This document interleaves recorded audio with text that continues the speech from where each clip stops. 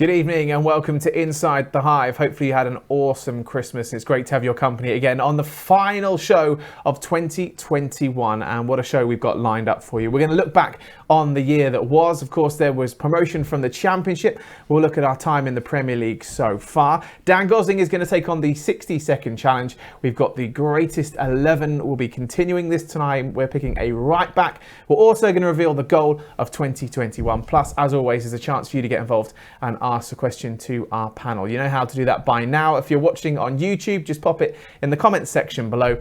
And of course on Twitter at Watford FC, use the hashtag of Inside The Hive. Time to introduce the guest that we have on the show this evening. And it wouldn't be Inside The Hive without Watford legend Tommy Mooney. Tommy, how are you? Very good, thank you. How was Christmas? Quiet, and I messed up the beef Wellington. Talk me through this, because the beef Wellington is a core part of that Christmas Day dinner, right? I was so looking forward to it, yeah. I think, well, I'm blaming the butcher. Come on, 100% responsibility. Well, I mean, you could blame it, throw the oven in there. Something went wrong along the way. All I did was put it in and take it out. Maybe a little bit too early. But anyway, hopefully that didn't ruin Christmas for you, though. No, not at all. Good. My second guest this evening is another Watford legend, and hopefully he knows how to cook a beef Wellington. It's the one and only Mr. Tommy Smith. Tommy, how are you? Very well, thank you. And how was Christmas for you? Was the main bit of meat okay for you? Yeah, fine, because basically I go nowhere near the kitchen during Christmas, so my job's topping up the wine glasses. Nice. That's about it for me. Nice. Well, it's going to be fun on the show tonight with two Tommies, so we'll see how we go. I'll try and direct my questions accordingly to the right player, but let's start off with Tommy, who's making his debut on the show tonight, and just your memories and thoughts of obviously the club that is Watford. Blimey. What, all the way back to the beginning? All the way back to the beginning. Well, so I joined the club when I was 14, 15, so it's changed a lot over the years. It's fabulous to see we're a Premier League club, the stadium the way it is, and there's still a core of what Watford was built upon, the community. So it's fantastic to see all of the growth within that. So yeah, got a lot of proud memories. Obviously enjoyed playing for the club in the Premier League and League One as it is now, the Championship. So yeah, count myself very lucky to have a good kind of past with such a great club. And I guess it's well privileged for yourself to get to play for the club twice, because sometimes when you leave a club that you've kind of been a real affinity to, that you've grown up to, and you move away, the chance to come back as well is also quite special. Yeah, it was actually. But when I left the first time, it was never really on the cards. I never thought it would be something that would happen, particularly as quickly as it did. It was really only kind of 2.5, 3 seasons, I think, in between each spell. So it was just one of those. It was a phone call, as it often is with football. You don't really know what's around the corner, and then all of a sudden the call comes in, and 5 minutes later you're in the car and you're driving somewhere, and your life changes from there. So it wasn't on the cards at all, but I was delighted to come back for that second time. I kind of felt I had a bit of a point to prove, so it was something I was really keen on doing. And Tommy, like yourself as well, a player that's very well respected by the fans, and you sense that when you're around the club, and you talk about both of you, the fans really do appreciate everything you did for the club. Yeah, I think so, because we spent such a long time here. Obviously, Tommy was lucky enough to come back for a second spell. I wasn't that fortunate, but the time that we had together, my last year certainly, in the Championship, scored 20 odd goals, probably 10 of them at least were Tom's assists. So I was very grateful to him at that time of our careers. Yeah, massively. Look, we're going to have some fun a bit later on with a game of Ask Tommy, so we'll delve into your career a lot more as we go through that. Let's get your thoughts on the season so far. Of course, game a couple of days ago, a bit disappointing, not quite the performance or result that we would have wanted, but I guess at Christmas there's lots of games coming thick and fast, so it's easy to rectify. But the season so far for you? Yeah, it's been a mixed bag, isn't it? A new manager, which often is the case when results don't quite go the way, particularly with a newly promoted club. It's really important to get a good start and kind of have some impetus on the pitch, and I think we lacked a bit of direction on the pitch at the time, so you can almost see the decision coming. But I think, look, there's lots of good signings, good players that have come into the club, and you can certainly see now the direction, and there's a lot of positive play, a lot of good movement on the pitch at the moment. We're looking to kind of, I think, under the new manager, we're starting to see the signs of what could be a very good team. So Yeah, bit mixed, but I think there are a lot of positives. And Tommy, look, last week we spoke about the fact that we've not had games. I guess there's two ways you look at that. You kind of go, look, we've had a bit of a break here, chance to regroup and go again. And some may look at it and go, oh, we haven't played. The game started well a couple of days ago, didn't it? But it just didn't quite all come together. Yeah, I think it's that balance between it being overtired because you've played so many games, like West Ham were, and us not being able to get to the training ground and maintain a fitness level. And I think it was 18 days between the games, but probably only 2 training sessions for the whole squad. So that's that difficult balance. And in starting the game so well, we faded out quickly, and I think that's essentially because we just couldn't fulfil the training schedule, whether there's games in it or not. If the players sitting at home on their exercise bikes, that's not going to keep you match fit, let alone get you match fit. So yeah, I think it's a difficult one, and certainly I was always one that was far happier getting my fitness from playing games as opposed to training. So hopefully now we'll get that list of games where the players will get back to fully fit. And Tommy, what was your assessment of the West Ham game? Yeah, I think Tom's touched on it well there, that it was very hard going into the game to know how it was going to pan out, with West Ham having probably a very full fixture list pre-game, particularly taking into account they're playing European football as well. We're coming from the opposite end of the spectrum, having not been at the training ground. And I'm very much like Tom. I didn't mind the Christmas period. I like games. I like them coming quick and fast. You're getting a rhythm, you're getting a momentum, you sleep, you recover, and you go again. And you could kind of see that with West Ham today. They would just look very well oiled, very slick, despite their injury concerns. They just looked like they knew what they wanted to do and how to approach the game. And I think we looked a little bit rusty. And I think certainly, bar the good start, you could see that there was just a little bit missing from our performance today. And obviously we'll talk more in depth, looking forward to the Tottenham game a little bit later on in the show. But Tommy, for you, of course, it's important now to get that work in between, obviously, that game and then the game against Tottenham. Yeah, by now they'll have had a recovery day and then a day on the training ground, one more before the Tottenham game at Vicarage Road. So I think that's the key to it. It's all right, and the staff will do whatever they can.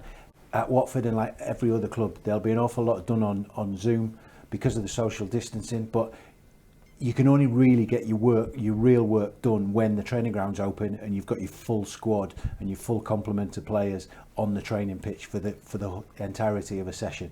So I think that hopefully by the time we play Spurs, we'll have had 2 days on the training pitch, assess what happened against West Ham, and then look forward to the Tottenham game and see the positives and where we can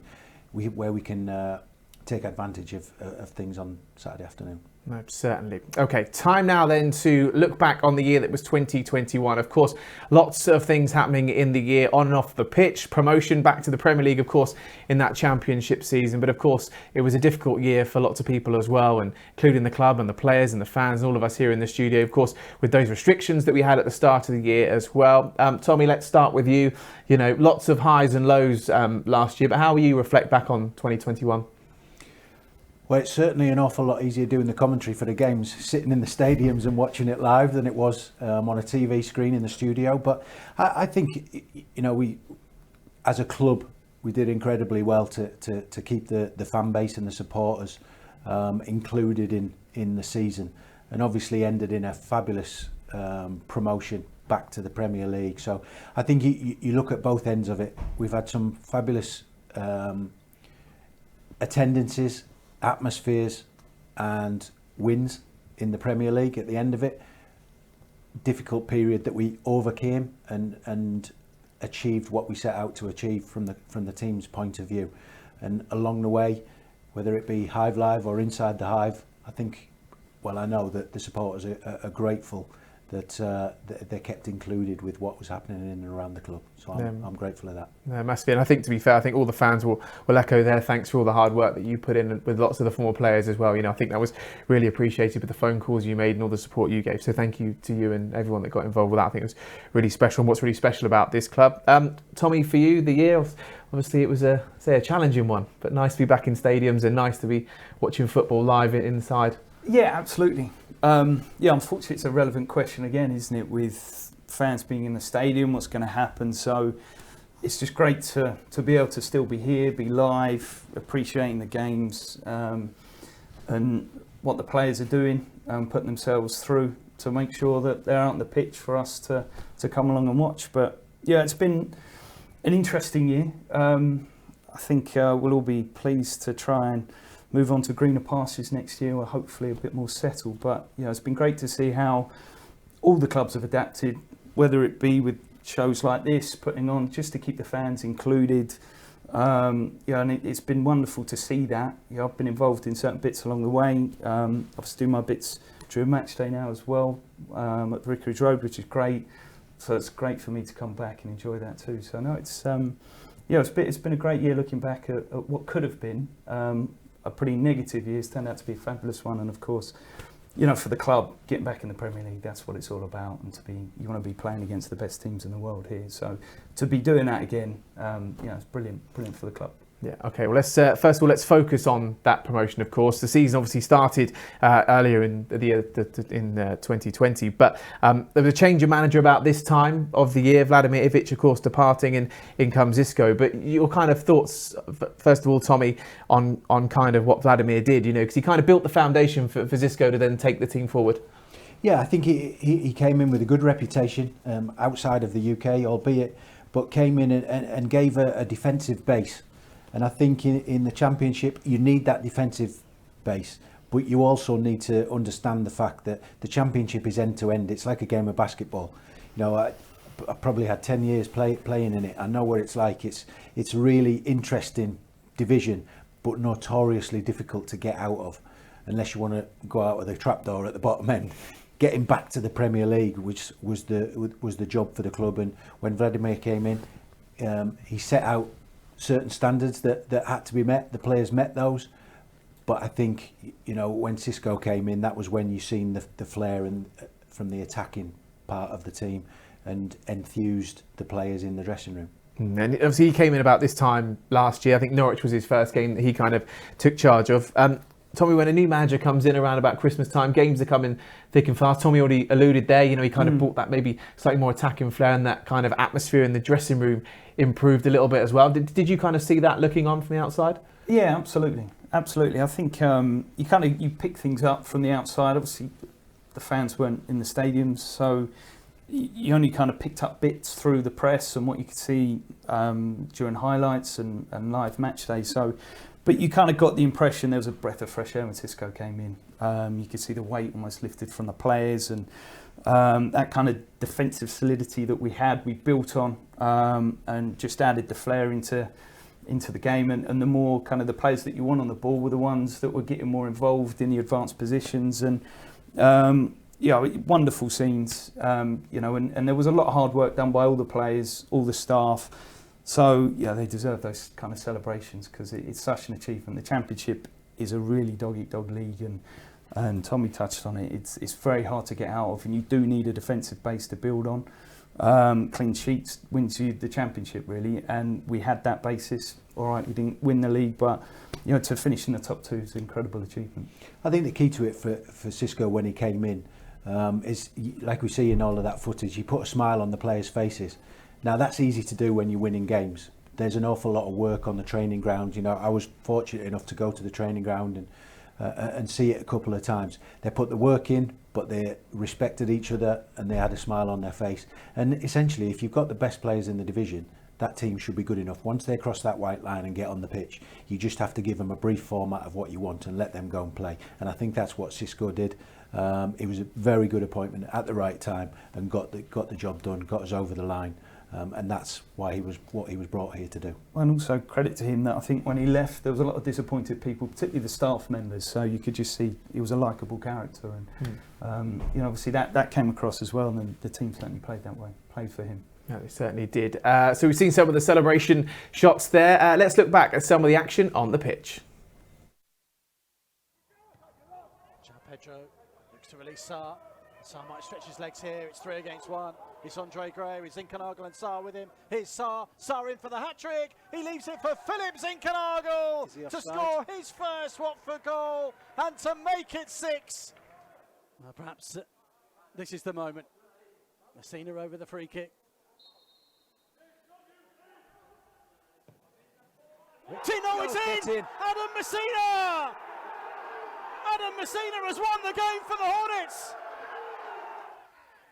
Sema did well, wrestled it back from Aarons, cleverly trying to keep it alive. It's João Pedro, looking for Gosling! Dan Gosling finds the back of the net with a big goal for the Hornets. Well, it looks like it's going to be Ismaïla Sarr who won the penalty. Ismaïla Sarr scores the penalty and sets Watford on their way. 11 minutes on the clock, and the Hornets in front at Vicarage Road yet again. It's lucky 13 for Ismaïla Sarr, his 13th of the season, and Watford are one step closer to the Premier League. Jake Cooper, one last chance for Millwall to thump it forward. Ekong heads it away. Gray underneath it. Watford are back in the Premier League.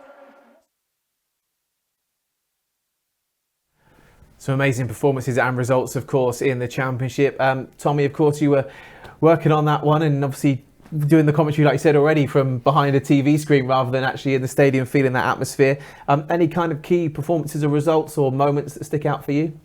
I think there was throughout. And you know, I've said it previously, you have to say, when you look at the goals there with empty stadiums, I think you have to give even more credit to the staff and the players, because, you know, the era that Tom and I played, you thrive on the enthusiasm and the atmosphere in a stadium, and you come to the last 10 minutes of a game, it's the crowd that take you on and push you on, or try and, from the goalkeepers and defenders, try and keep it outside of your own goal. So yeah, there was certainly Ismaïla Sarr and Kiko's Femenir down the right hand side was key to it.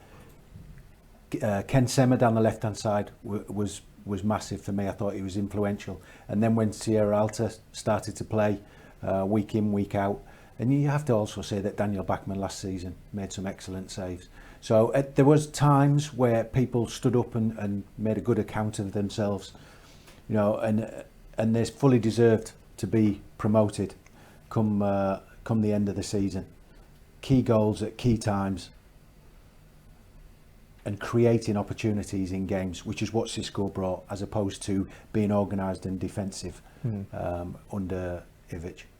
And Tommy, I guess, you know, Tommy's just listed off some names there. It's not just one or two players. Actually, it was a whole squad of players that made that promotion possible. Yeah, absolutely. Yeah, in the Championship, that's what it's about. It's about using your whole squad. It's slightly different to the Premier League in the restrictions that you get with your squad. But yeah, the Championship's all about your squad, and it's about your team spirit. You've got the extra amount of games. They come thick and fast, and often you're playing when you're tired and you need your teammates to dig you out, and you know, to finish in the top two, you've got to have that. And they showed that resilience and they showed the quality. And there were a few standout performers. Sarr particularly, I think being one, you've got to have a leading light, a guy that kind of carries you through when you need something to happen. He's the one that seemed to step up and score goals or create goals at the vital time. And I think as well, the other teams that got promoted had somebody at the top of the goal scoring list. Watford didn't have that. They spread the goals out throughout the team. And their talisman Troy Deeney was injured for an awful lot. So when João Pedro came in and was playing in the 9 role, I wasn't sure how he'd adapt to that. I think he adapted really well. But I have to say, for me, the key to it was when Xisco came in, he went to a 3 in midfield. Chalabar, Will Hughes, Tom Cleverley, I thought they were exceptional. and really drove every game with the amount of quality that they have in that middle three. And then obviously bringing Dan Gosling in for the extra experience, and you had players in within that team that had already won promotion, and I think that for me was the key to it. Obviously, you look at his, the goals v Norwich and things like that. Important moments in games like that. At what point, Tommy, did you kind of think promotion's really possible now? I think from the performances early on, I thought you looked at the team sheet and you think this, if they don't get promoted, it's an underachievement. But for me, I think when Xisco came in, they were given a little bit of a leash. They were allowed to go and express themselves on the pitch, where they were perhaps restrained previously under Vladimir Ivic.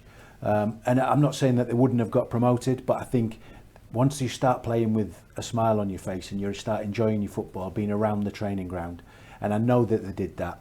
I had an awful lot of conversations with Troy at the time, because he was injured and he was struggling to feel a part of it.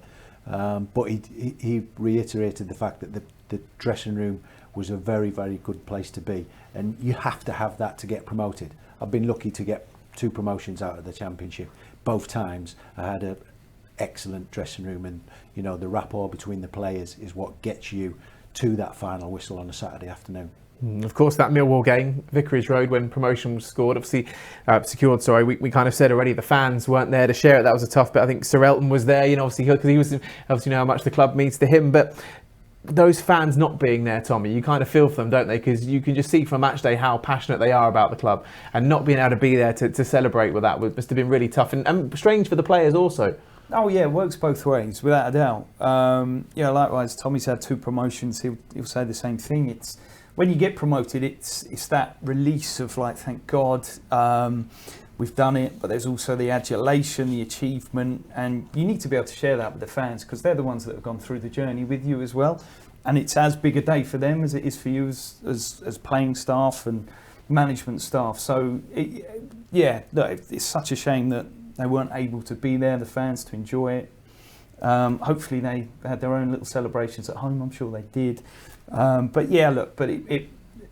think the most important thing was the season got going and they managed to finish it. And great credit to the club that they brought the right manager in at the right time who got us over the line. No, certainly. Of course, promotion was important, and it meant loads to everyone at the club, not just the fans, not just the players, but also those right at the top as well. And here's a little clip from CEO Scott Duxbury speaking to Hive Live earlier on at the end of last season.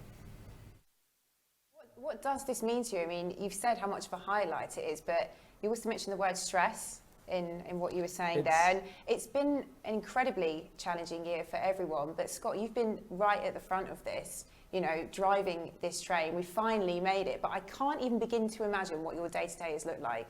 I think that's the key. It's the stress of everything. I mean, relegation's tough as it is. When you have a worldwide pandemic, you have the coronavirus, it nearly brought the club to its knees, and to be able to navigate through that and come back and be back in the Premier League, it's everything. This club means everything to me, and there was moments where it was touch and go whether we thought we could actually continue, but we managed to find a way through. We managed to adapt, and we've got back to the Premier League, which is it's everything for this football club. It's the biggest achievement in my career.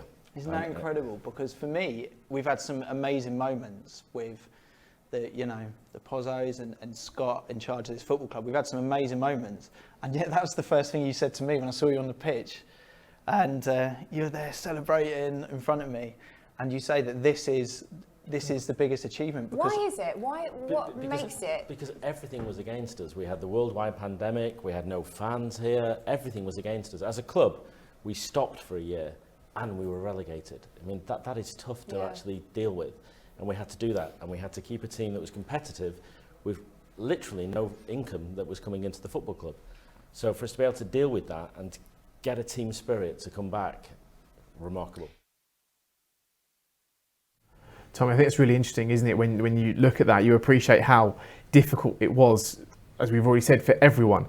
But actually, when you've got your hands on the reins, running a football club, and you've got all these external factors you have to deal with. I think that was the first moment that publicly, really, everyone else outside the club knew how tough it had been and how important promotion was that season. Yeah, we had some fabulous interviews in the Hive Live studio there, and Scott it comes across and you perhaps realise for the first time the amount of stress that he was under to get the club back to the Premier League. You know, and I was in the studio at the time because we were filming the after party for the promotion.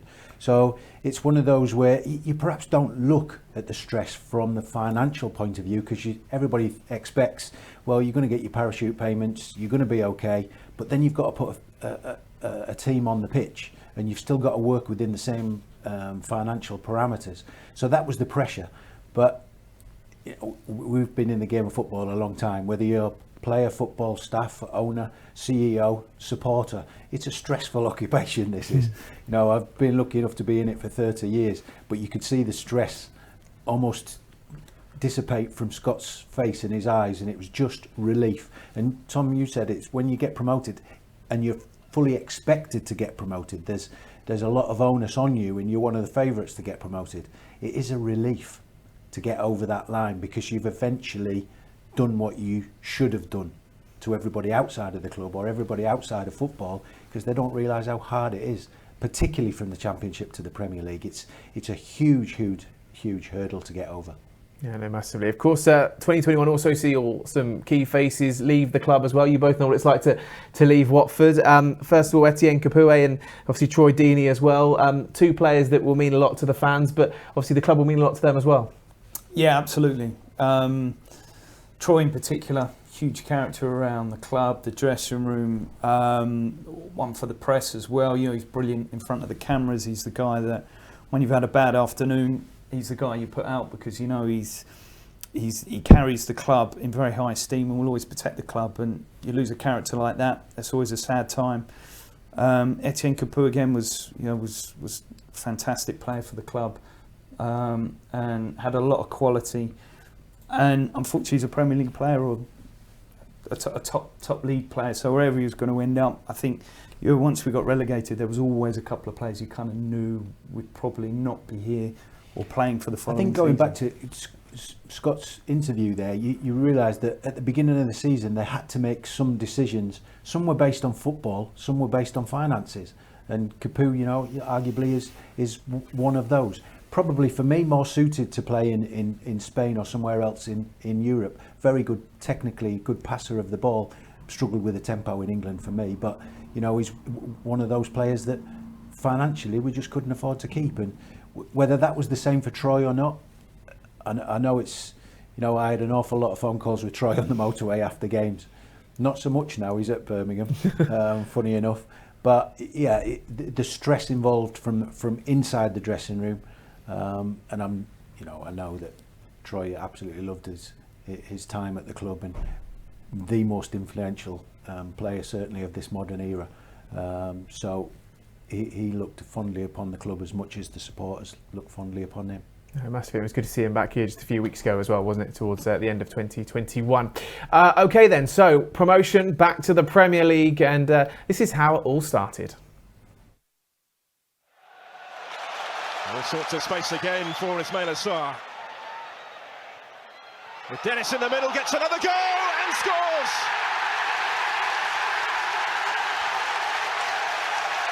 Didn't quite reach Ings.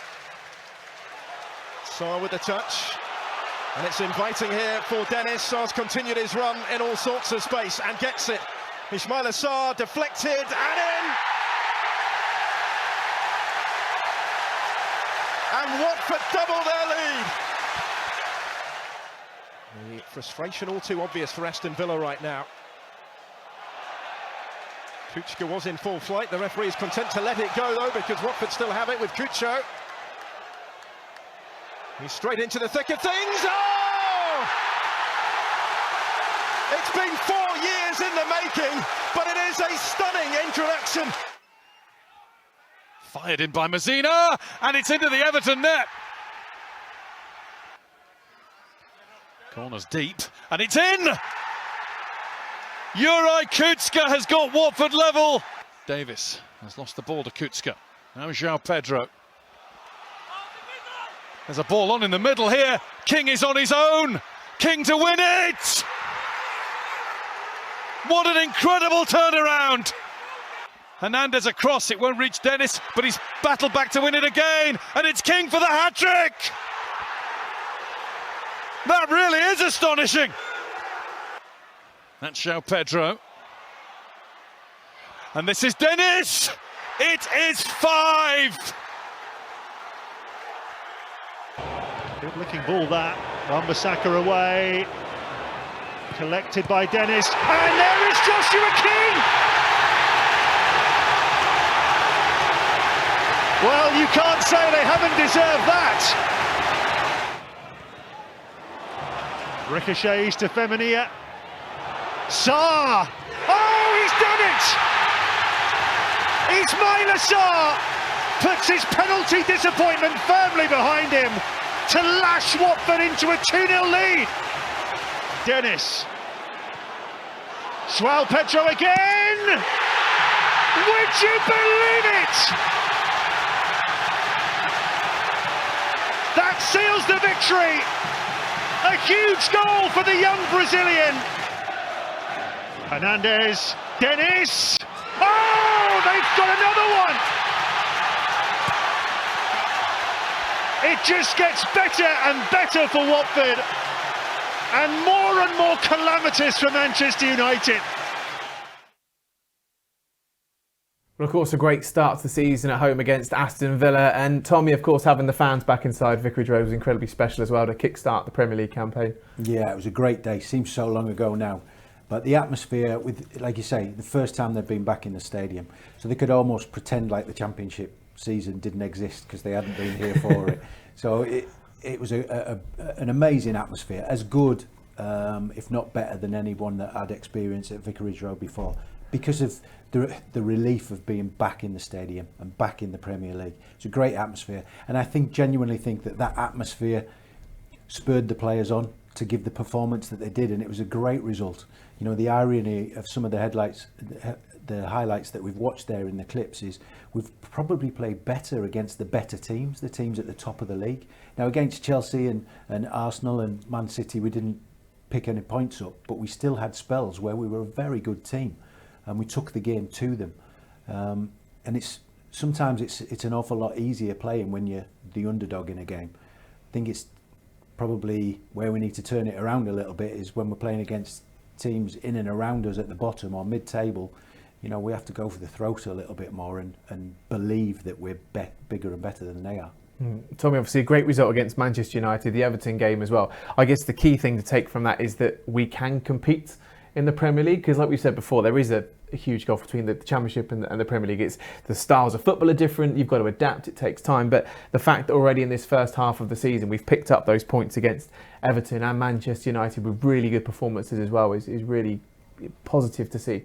Yeah, absolutely. You know, those are probably the two pick of the bunch when it comes down to individual match days. And Tommy's touched on it there. You can see actually when we raise our game, we can compete with anybody, but it really is the points we need to pick up are the teams that are around us, the 6 pointers that you talk about, and because you know they're the ones. It's almost like, and they talk about the mini leagues within the Premier League, and we've got to make sure we're winning and topping our little mini league that we're in at the moment, and also extending the concentration periods within the games. So if you take Brentford, for example, we were fabulous for 45 minutes. The first half of the game we were in cruise control and then threw it away. And then at the beginning of the Everton game, we were poor and then went on to win it. So I think it's concentration levels against in the Premier League against some of the best players in the world. Absolutely. That and individual errors. They're the things that can really cost you, and you put 2 or 3 individual errors together and that's always an opportunity on your own goal. And unfortunately, that's kind of, we've been picked off. You might get a little bit lucky at times, but certainly the Brentford game was very tough to take because, you know, we're thrown away 3 points there and actually we ended up with nothing. We've spoken about a couple of players who've left the club. Let's talk about a few new faces that have joined us that have really made their mark already. I think, Tom, we've spoken about Josh King already, the way he's come into this side. Musa Sissoko, who we had obviously on Inside the Hive a few weeks back. He was a fantastic guest and really showing his class as a captain on the pitch as well. And Emmanuel Dennis, 3 players there that have really come in and made their mark. Yeah, obviously we knew about Josh King and Musa from their time in the Premier League previously. Emmanuel Dennis was a big surprise, and nobody would have expected him to have done what he's done at this stage of the season. You know, got himself back involved in the international scene because of what he's done on the pitch for Watford. Like you say, he's a very bubbly character, confident lad. When he came into the studio, was interviewed, and you know, gets his goals. You see here in the Everton game, gets his goals because he's in the right place at the right time, and he's composed enough to take those finishes, whether it be power or whether it be taking a touch and bending it in the corner of the net. And I think him and Josh King have been absolute revelation for us going forward. They've been stunning. Even when Josh King, I think he went 7 games without scoring, but he was one of the key players in that spell because of his work rate and his desire and his leadership skills in helping some of the younger players around him in Hernández and João Pedro and Dennis, who was relatively inexperienced in comparison. But I think, you know, Sissoko and Cleverley in the middle of the pitch have been excellent, and then of late Lusa coming in and showing his, you know, technical and passing ability. Certainly some of the new signings are working already. Tommy, a player like Moussa Sissoko coming into your side, he's a very experienced player, and I think it's really important for some of his performances we've seen. I think even the opening exchanges in that West Ham game, you know, he really just took the game, he led by example, he did what he needed to do, and actually you see that rubbing off on the players around him. Yeah, absolutely, you do. He's certainly a player been given the captaincy, and he's stepped up to the plate. He's got a wealth of experience, and I think he's got a bit of a point to prove, to be honest. I think everything's there for him, and it just hasn't quite happened. I know at Newcastle he was very well liked, but I think, you know, when we talk about, I think his history in the Premier League, I think there are a few people that would say, well, no, I'm not sure about him. So I think he's come here with a real point to prove, and I think, you know, it shows a lot about him that he's come to a club that, you know, maybe you could argue he might have thought, well, I'm a bit bigger than a Watford because of the clubs on my CV, but actually I like the fact he's come here, he's got the captaincy, and he works his socks off for every game, and he drives us forward. And you're right, some of his performances have been absolutely excellent, and there's no kind of, I guess it's whenever he plays well, the team seem to play well, so he's a real driving force for us. And a word on Claudia Ranieri. Of course, he's got the reins currently with the club, and you kind of feel for him a little bit with the kind of circumstances coming into with COVID having the effect that it's having on right now. He's trying to put a side out there to pick up the points. Not an easy challenge, but we've seen from some of those performances already that, you know, he's certainly making his mark. Well, we've gone from the most inexperienced manager in the Premier League to arguably the most experienced manager in the Premier League. So, you know, there's nothing that's going to happen at the training ground or in a match day that he hasn't seen before, and that's always a big benefit. It was very similar for us with Graham Taylor. He almost knew what was going to happen before it was going to happen, but he just didn't know what order it would happen in. He would say that to us at the training ground. So, I think it's a massive coup for the club to get Claudio Ranieri. And you can see what he's trying to do. You could almost see it in the opening game. There's parts of the game where you can see the structure he's trying to work on. Doing the commentary, you know, I'm lucky enough to see every game. So you can see what he's working on in possession, what he's working on out of possession. And you can only do that to the level of success required if you put the hours in at the training ground. And they're certainly doing that, albeit with the effects of COVID still around, and when the training grounds open, when it's closed, hopefully that'll diminish now and we can get back to a normal set of terms. And Tommy, I guess having a manager like Ranieri in place now is good, that going into January where there's opportunity to maybe bring some additions into that side as well, that, you know, he's going to have, hopefully you presume, will have a say on those players that he wants that will give Watford the best chance in the Premier League. Yeah. Of course, look, I think not only that, the fact that I think when a player like, or a manager like Ranieri is interested in a player, I think the player respects that and thinks, well, actually, look, you know, he's certainly got some pull, can pull possibly some bigger names to the club that perhaps the previous manager wouldn't have been able to do. So I think that certainly stands us in good stead. But yeah, look, when you've got a manager of that experience and you're under a bit of pressure, and whether it COVID related, whether it the league position, whether it the press, putting a bit of pressure through the players, you need somebody leading the club that has been there and done it, and you can trust in. And you know, he's certainly that man. And I think Tommy's spot on. You can see what he's trying to build with the way we're playing, with the ball, without the ball. there's been marked improvements in certain areas, and it's just trying to get that 90-minute performance more regularly now. But you can certainly see we're getting closer and closer. No, massively. Well, just before we wrap up our look back on the year that was 2021, there's only one way to finish it, really, with crowning the winner of our goal of the year. Of course, there was some fantastic candidates in there. You had your say via the official app, and I can reveal third and second before we show you the winning goal. So in third, it was Josh King with his goal against Everton. Second place was Chalobah with a goal against Cardiff. But your winner was this goal.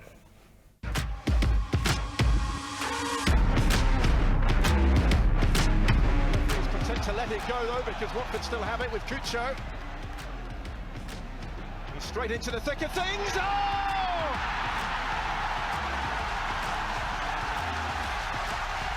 It's been 4 years in the making, but it is a stunning introduction to English football for Cucho Hernández.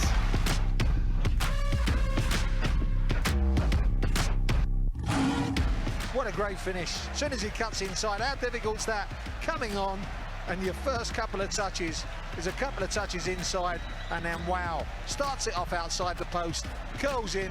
Martin has no chance off the inside of the post.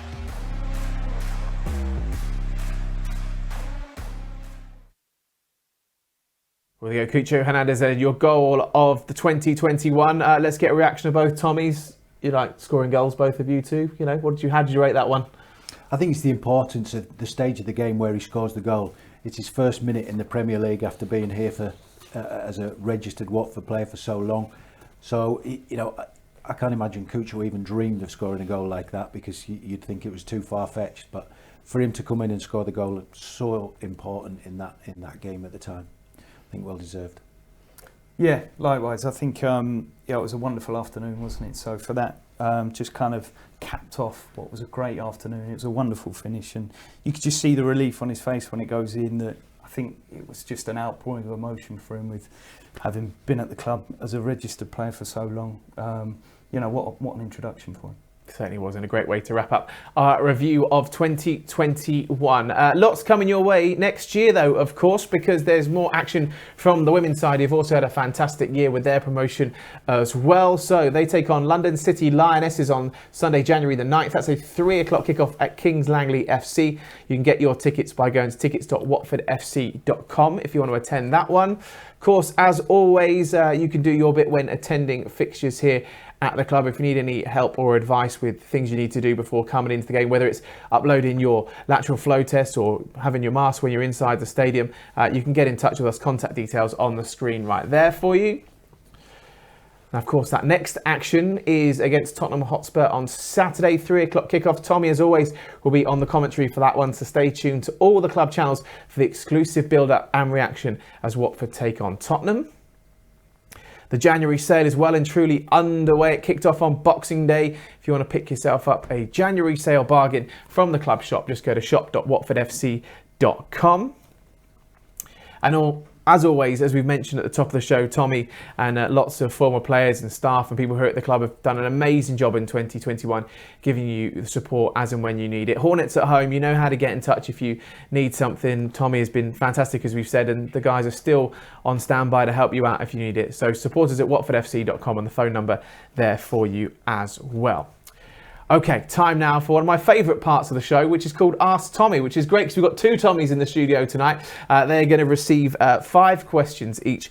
Our regular Tommy has had a mixed bag on performances, 1 victory so far this season, but there is always hope in 2022. But can you round off this year with another win, Tommy, is the question. Probably not. Probably not, because I've written the questions and I don't make it easy. I'll just make it clear. I always make it clear every week. Loves to reiterate this every week. Mine will be like mastermind level. Yeah. Yours will be like play school level. Don't so the worry pressure's about on. it. Yeah. Okay. All right. It's Michael's forte. Okay. You ready, Tommy? Yeah. This is your chance to end the year on a high. Question number 1, we always start with the golf question for Tommy, because Tommy loves his golf. Yeah. According to the PGA Golf website, who finishes 2021 as world number 1? Is it Jon Rahm, Dustin Johnson, or Patrick Cantlay? Rahm. Correct. 1 point on the board. Question 2, our guest... That's it. Yeah. That's it, yeah. Question 2, our guest Tommy made his Watford first team debut in which year? 96, 97 or 98? I'd have been playing in the game as well, wouldn't I? Potentially, yeah. I was born in 1980. He's gone 97? 97, 17 I think you were. Okay. Correct.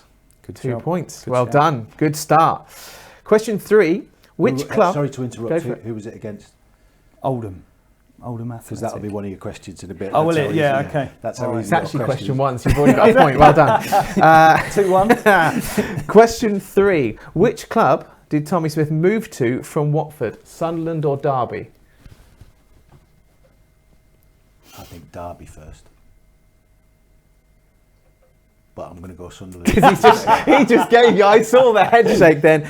Correct, it was Sunderland. Good guess. It was Sunderland. Good Well guess. done. Two. No helping. You want to No, win I this. do- You give. no, I saw a definite shake of the head when he went for It's just Derby. Nervous twitch. Okay, 3 points so far. This is your best start so far to one of these quizzes.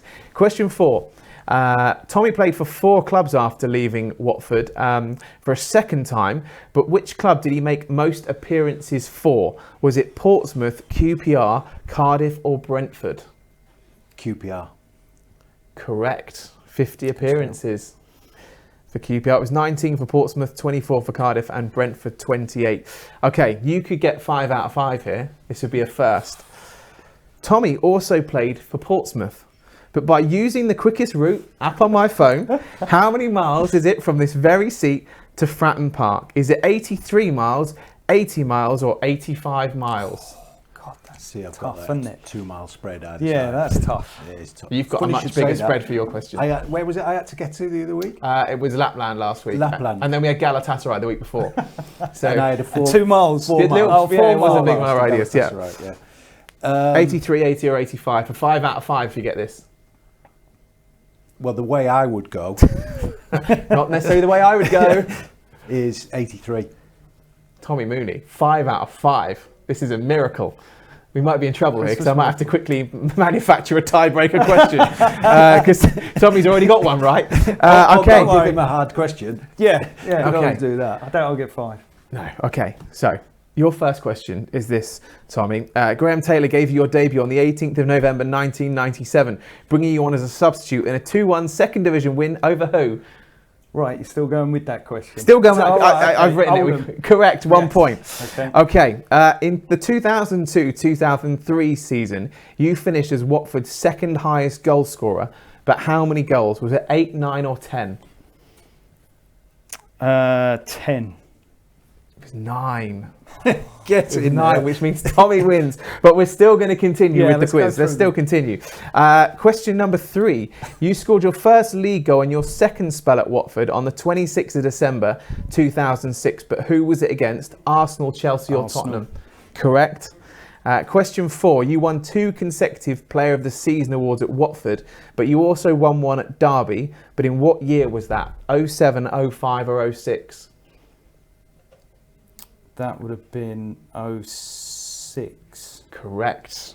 3 points. Now, to get the 4th point, unfortunately, you can't beat Tommy, but you can get close. You moved from Watford to Sunderland, but how far is it by fastest route?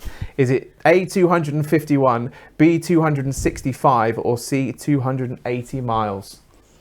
I think it's A. 250. I'd have gone for that too. It's not the way I've gone, though. No. 265, fastest route. You've Fully. come off the There we go. Come off the A1 too early. Fastest route according to the maps on my phone. Tommy, a valiant effort, by the way. Lost still at good. my own quiz. Lots of questions all about you, but Yeah. it does mean that Tommy Mooney finishes the year off with a victory. I was always very strong through the Christmas period. This is where I'm coming to your own. sticking to it. Yeah. Yeah, we'll see how you start the next year, obviously, because the show's coming thick and fast with another one next Thursday. Okay, time for the important questions on the show now, because these are the ones that come from you. We love it when you get in touch, so thank you so much for all of your questions, not just today, but throughout the Inside the Hive run of shows so far. We really do appreciate it. So let's kick things off. Ruby would like to know, who was your inspiration growing up, Tommy? Football inspiration was probably Peter Beardsley and Andy Cole were my two that I was kind of early teens when My dad was a big Geordie, big Newcastle fan, so we used to always have them on live games, etc. And they were kind of the two that I loved at that time. So they were probably my two inspirational players growing up. Nice.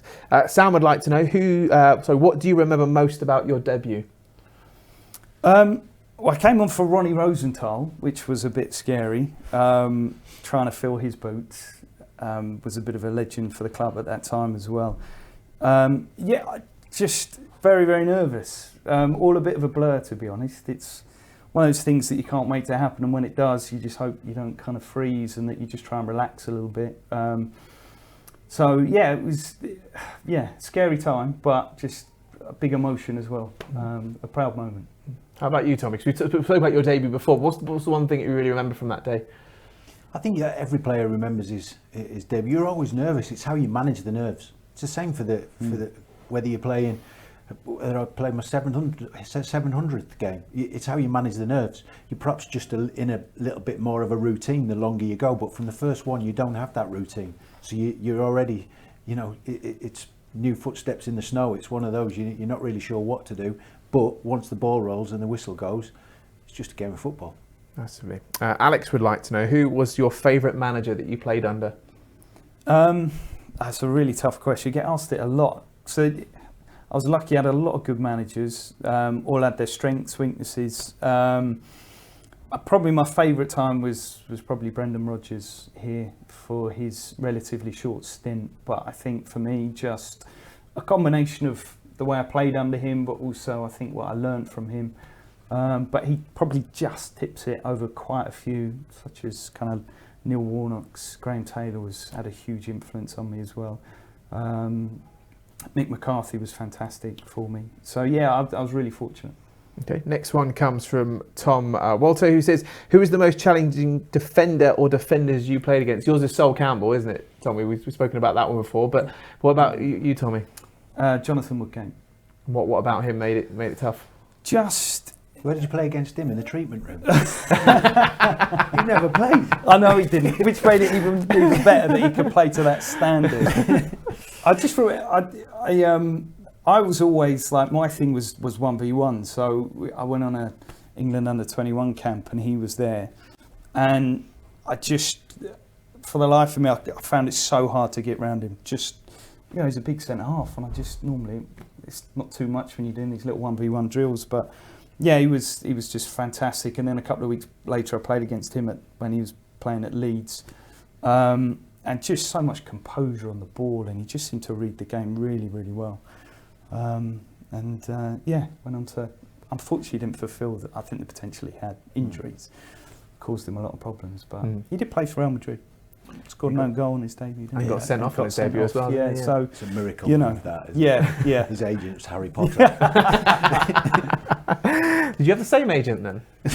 Funny enough, no. Lee would like to know your favourite ever goal, Tommy. Manchester United home here. Would have been 99, 2000, around that time. So just breaking into the first team. Man United, with a big Man United of old, with all the big players, Giggs and Beckhams and Scholes, and they came here and managed to score from your assist, I think it was. So I think that was my first game back, wasn't it? Yeah, I think it was. He hit a lovely little left foot over the centre half, and I ran on and scored. Thanks for that. You're welcome. So yeah, that was one of my big moments. Just that was a real kind of step onto the big stage, Premier League. Nice. Next question comes from Ravenclaw JX. What was your favourite thing about playing for Watford? It being my boyhood club, growing up locally, coming through the youth team, and being picked to play for a Graham Taylor side was there were so many different layers to it all. But I think just being local and watching from the stands as a young boy, and then being able to go out there, fulfil that dream was amazing. How about for you, Tommy? I don't think we've asked you this one before. I think it's perhaps the way that I came to the club on loan, and the supporters really took to me, made me feel at home. And I'd had probably 4 or 5 months where I was desperate to get away from Southend, and I was at quite a low point till I come here.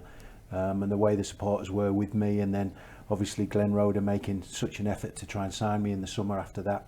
I felt at home straight away. And I think it's always one of those, when you have such an affinity with a club, you're desperate not to let them down, whether that be on a match day or a training session. You don't want to let people down around you, whether that be your teammates, the supporters or the staff. And that was the key to it for the majority of my time here. Good answer, I like that. Finest question comes from Lee Sims. It's not really a question, a statement, but a very good one at that. Just to let you both know that Lee's youngest brother was named after a combination of the two Tommies, Smith and Mooney. Because of you two, Lee's youngest brother is called Tommy. There we go. Well, there we go. Well, Have you had any strange things like that, fans? A couple of cats. A couple of cats named after you? Yeah, never any puppies. No, just cats. I'm cats. a dog person. Okay. But a couple of cats, yeah, so I've been told. Nice. Any other namings? A few similar kind of stories with people kind of suggesting that kids have been named Tommy for that reason, but yeah. There we go. Two out of this world. A tremendous honour, yeah, I'm sure, absolutely. for both of you. I'm not sure. I think a human is a bit higher ranking than being a kitten named after you, but you know, it's still a good story, Tommy. Still a good story. You're welcome to it. No, I will. I'll share it around. I'll tell everyone I meet. Right, okay. Still lots to come on the show for us to squeeze in before we finish tonight. Let's kick things off now with another 60-second challenge. The leaderboard is hotting up. Next up, it's Dan Gosling's turn. I'm Dan Gosling, and this is my 60-second challenge.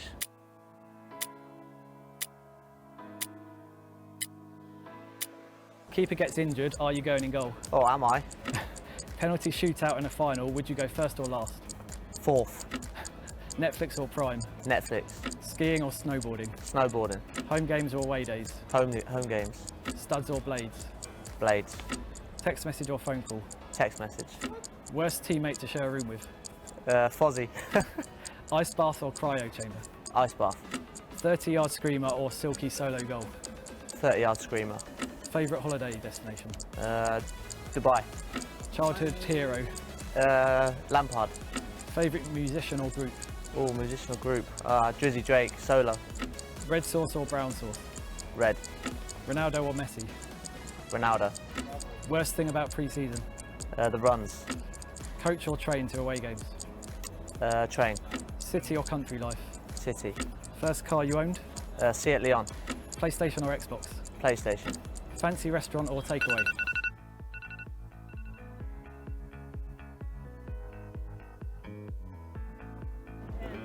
Not bad.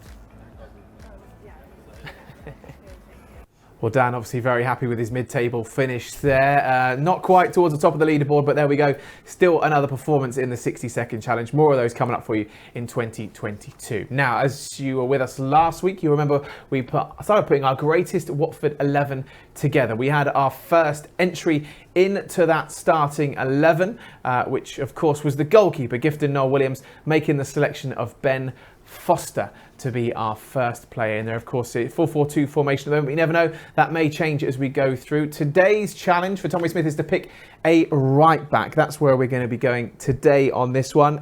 First of all, let's just get your thoughts on the position of right back. Obviously, it's a position that has changed over the years. For you, Tommy, when you were playing, what was a key feature and what did you want to see from your right back? I think the position of fullback has definitely adapted and changed. From my time as starting to as we are today, it's almost like a lot of fullbacks these days are converted wingers. There's certainly a lot more responsibility on them to get forward and provide crosses and create opportunities. Whereas perhaps, you know, in the past, a right back has been one that helps his centre backs defend, and that's about it. You move the ball forward into the wide player, and it's his responsibility. But I think the game of football is cyclical. As the game evolves, you know, it'll continue to do so. I'm sure that the old-fashioned full-back role will come back, but it's almost invaluable to the team, and sometimes, you know, overlooked, I think, because, you know, the top end of the pitch or the goalkeepers and the centre-backs get all of the plaudits. But yeah, I've been lucky enough to play with some influential ones, certainly at Watford during my time as well. Tommy as well, it's one of those positions, isn't it? I remember a comment a few years back when someone said, I think it was Jamie Carragher turned around and said no one wanted to be Gary Neville growing up as a kid. But actually it's a position now where you can get forward, and it has become more of an exciting position because you do get involved with the game further up the pitch. Oh, 100%. Yeah. It's become quite a fashionable position now. Alexander-Arnold is probably the first name that springs to mind when you talk about a defender that can influence a game. I mean, he's done it for season upon season at such a young age. Just a fantastic talent, and it just the game has evolved so much, so much, and it's almost one of the most important positions. Well, I think certainly one of the hardest positions to play to influence the game, but certainly one that for years always the most attacking fullbacks were worth their weight in gold. There weren't too many about back, particularly when I started out. That generally all you were there to do was to defend. You were part of the back four, whereas I think now you're certainly part of the attacking unit. So it's evolved incredibly. Let's talk about then right backs from Watford. I'm sure there's lots of names that spring to mind, but Tommy, let's start with you. Of course, players like Nigel Gibbs, Lloyd Doyley. There's names in there well worth considering. Yeah, I think during my time, obviously, Nigel Gibbs when I got here, he'd been here 45 years already. So, I was playing in a game at Oldham where Gibbo scored. I wasn't present for this one. You sure? Yeah, I think I was. You there? I was about 4 right when Gibbo scored that goal. But yeah, it's linked to the club forever and ever, Nigel Gibbs. And then Darren Baisley came into the team. I was actually playing in that game for Southend, I think, at the time, because that was the year I signed for Watford. I remember he just had the great cut-in left foot curl, didn't he? He mastered that. He was very, very overlooked and I think underestimated at times, wasn't he? He was brilliant for me. I've already mentioned about the goals that I scored in my final season, assisted by Tom, but Bays probably was all of the rest. It was either Bays or Tom that gave me every assist. And obviously Lloyd Doyley was a kid. You probably know him better than I Lloyd, do. Yeah. Oh yeah, fabulous. Just Lloyd again was just hugely underappreciated, and I think every manager that came in during my tenure here, Lloyd would often be one of the first names not on the team sheet, because I think they wouldn't really appreciate what he brought in. I mean, as a 1v1 defender, there was probably not too many better around, and I think because he wasn't your fashionable right back as it was becoming more of an attacking role, he got overlooked, but he'd always graft, always get himself back in the team, and as a fabulous team player, he's one of the guys you'd always want in your squad and on your team sheet. Great player. And I was fortunate enough, I had Adrian Mariappa as well as a right back behind me, who actually ended up playing more centre half for his career, but he was another one that was a wonderful talent, and I used to love playing on the right side with Adrian behind me. So lots of names in the mix. The pressure falls upon you to pick the right back. It doesn't matter if Tommy doesn't agree with you. Right, it's your decision. I'm sure he won't. He can't argue with it. He can't overrule it. And the pressure is on you because you are responsible, and your name is going to go against this player as well. I'm more than happy with that. So make a wise choice. So who would you like to pick for our all-time Watford Greatest 11? Well, I'd like to say it's a tough decision. Having played with some brilliant right backs, and I've been lucky enough to actually all 4 we've mentioned there, with Nigel Gibbs, Darren Baisley, Lloyd, Adrian Mariappa. They're kind of, for me, the top of the list. I've played with all 4 at this club, so been really, really fortunate to have those players on my CV that I've played with. But I think we can't look past Nigel Gibbs. One-man club. I think near enough he was at the club, gone 15 years as a player. Incredible attitude. Taught me so much when I came into the squad about commitment, how to train, how to do things correctly, professionalism. Fantastic player. I think he's got one of the most appearances for the club as well, perhaps. So, you just can't look past him. And I think he's rightly so the right back in this team. The good news is Tommy's nodding his head and agreeing. I couldn't imagine another team without Nigel Gibbs in it at right back. You have to say Sir Nigel has got to be, not just because of, he's a wonderful teammate all throughout my time here. He was in and out of the team because of Bays. I remember in the playoff semi-final, came in because Paul Robinson was suspended, and then Robbo comes back in and plays in the final at Wembley. Yet when you look at the video of it, Gibbo's the first one to hug the gaffer at the final whistle. Just a tremendous teammate, and gone on to be a very successful coach as well, by the way, because he's a clever man and knows his stuff. I'd love to see him back coaching here one day. Loved the goal line clearance as well, didn't he? you'd beat the keeper and Gibbo would be on the line clearing it off, and you think, how on earth he just read the game? You drive you mad at the training ground where you think you've scored in a game, next goal a winner, and then Gibbo's there popping up on the line. Go gadget leg, because it's like he's only 4'2", Gibbo, yet his leg would go all the way across the goal to clear it off the line. Amazing. I think it's a fabulous addition to our greatest 11. Then that's the player that goes in, Nigel Gibbs, selected by Tommy Smith. It's been immortalised there now, Tommy, and I think a very worthy addition to that side. As we go forward over the coming weeks, we're going to add a player every single week. We might let Tommy pick one at some point as well. You never know. We'll see how it goes.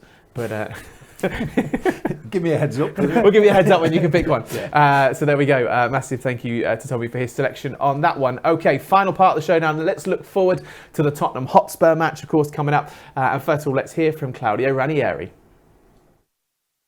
I wanted to ask you about your impressions of what Antonio Conte has done so far with the Tottenham. I know Antonio since a long time, and is a great manager, and I think Tottenham changed a lot with him.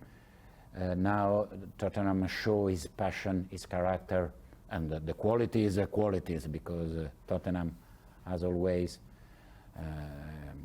very good players, and but now they work together to do something good.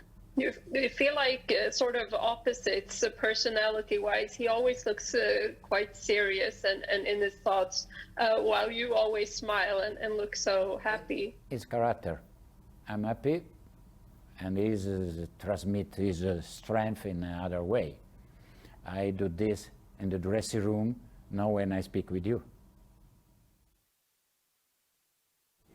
Well, that's the next test then for Watford. Tottenham Hotspur in their last outing, they had a 1-1 draw with Southampton as well, so they're certainly looking to get some points on the board as well. But obviously Antonio Conte at the minute, he's doing his own job at the moment of putting together his Tottenham side and strengthening them up and making them play how he wants them to play. Yeah, battle of the Italian coaches, you know. Obviously very experienced, very successful between the two of them. So yeah, it'll be a really tough game here at Vicarage Road. We've already said sometimes we've played our best football playing against the top teams, but I'm sure it'll be nice. You know, my commentary position's not too far behind the dugout, so it'll be nice to look down and see both of the coaches. I'm sure smiling at first, but then once competition mode kicks in, there won't be any handshakes during the game. No, and Tommy, of course, the Vicarage Road fans will be well and truly behind that Watford side. But, you know, you've got players like Son and Harry Kane coming to Vicarage Road. How do the Watford team adapt to those players, and what do they need to do? What's going to be the key for them in that match? Yeah, it's another very, very stern test. It never gets any easier, does it, the Premier League? It's like, first, it's nice to have a game so quickly. You know, having put West Ham behind us, straight away the focus is on the game in a couple of days' time. So, you know, that's one good thing. We don't dwell on what's gone in the past. They're an evolving team, a bit like ourselves, where Conte's trying to put his stamp on what they're trying to do. They've underperformed this season, Spurs, so it's not an easy time to be playing them. I think they're gradually picking up in form. They're becoming harder to beat. They certainly have tightened up at the back. So it's going to be a tough test for us. But I think, like with most of these big games, it's about what we do, and it's about making sure we go into the game correctly, having the right game plan, and trying to stamp our authority on the game and not letting them dominate the ball and let their I guess their game plan override ours. So, you know, it's not going to be an easy afternoon, but I think, as Tommy touched on, we tend to raise our game against the big teams. We've beaten Manchester United here. We could have beaten Chelsea and perhaps should have at least got a point. So, yeah, there's nothing to fear. No, certainly not. Of course, that game then coming up on Saturday. If you're travelling to that one, just make sure you do the relevant bits and pieces you need to do for your safety. Of course, come into that game with the COVID restrictions and COVID bits that are in place for that one. And if you can't make it to the game, keep your eye on social media, because of course Tommy Mooney will be on commentary, and you keep up to date with everything on our social media channels. Tommy, thank you very much for joining us on the show tonight. Good to have your company. Pleasure. Thank you so Thanks much. for having me. And thank you for making your selection for our Watford all-time greatest 11. And Tommy as well, thank you so much for being part of the show this year. And also everything you've done with Hornets at Home as well. I know we said it earlier in the show, but I know it's really appreciated everything you've done as well. So thank you very much for that. Well, here's to 2022, another big year on the cards for Watford, I'm sure. We'll be back in 2022 with more Inside the Hive. If you come into the game against Tottenham, have safe travels to get here, and let's have fingers crossed for 3 points. Have a great end to 2022, and we'll see you next year.